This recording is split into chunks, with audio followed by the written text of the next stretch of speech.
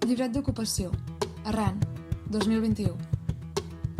Aquest llibret presenta l'ocupació com una eina fonamental, tot i que no exclusiva, per caminar cap a l'emancipació total. Però què passa amb l'habitatge? Podem dir que el problema, bàsicament, és que l'habitatge s'està considerant com una mercaderia, és a dir, que es pot vendre i comprar, en lloc de garantir-se com un dret, que és el que hauria de ser. La problemàtica de l'habitatge està estesa arreu dels països catalans i ara veurem com ens afecta especialment a les joves. Per això, cal tirar uns anys endarrere.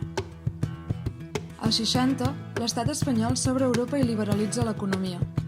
Sota la gran influència del capital estranger i amb l'arribada del turisme, l'economia fa una fugida cap al sector terciari. Això converteix la construcció en el motor de creixement econòmic del país, generant una bombolla immobiliària, concentrant la propietat i fent els preus de l'habitatge impagables. I com ens afecta tot això als països catalans?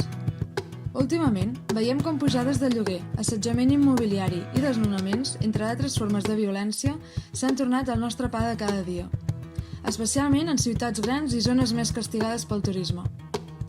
En l'extrem oposat, veiem com les zones del territori de l'interior i de lluny de les grans ciutats queden oblidades, fent que el jovent neguem de marxar per trobar feina o estudiar.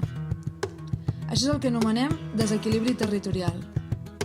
A més, com a joves, sovint ens trobem en condicions laborals precàries, sense contracte, hores extres sense cobrar o amb una baixa remuneració, i que a més es legitimen dient que són temporals.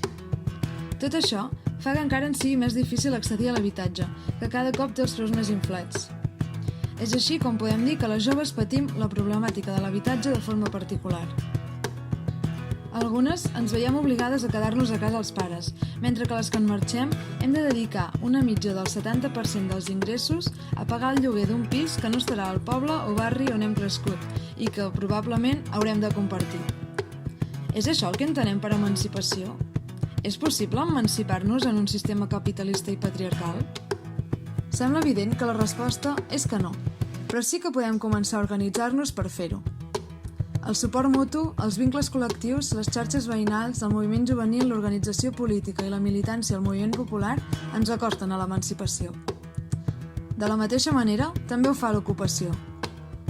No és que no vulguem pagar el lloguer perquè som unes mandroses que no volem treballar, sinó que o no podem o no volem que un rendista o especulador s'enriqueixi a costa nostra. L'ocupació, a més d'un mitjà per satisfer una necessitat i un dret bàsic, l'habitatge, és una aposta política que ens permet lluitar contra la problemàtica de l'habitatge i construir vincles col·lectius que difuminen la diferència entre allò públic i allò privat, al carrer i casa nostra, entre l'assemblea i la llar. L'ocupació i entendre la vida col·lectivament ens permet generar teixit comunitari, distribuir les tasques de forma feminista i apropar-nos cap a l'emancipació que ens permetrà construir una societat comunista lliure de tot sistema d'opressió o dominació. Per tot això, l'ocupació és una eina fonamental per l'emancipació. Més enllà de les nostres llars, cal seguir construint espais de poder popular com ho són els sindicats d'habitatge, les PAs, el col·lectiu de llogateres, els sindicats laborals, les assemblees feministes o els casals de joves per construir la unitat popular que ens permeti emancipar-nos. No només a escala individual, sinó en conjunt, com a classe.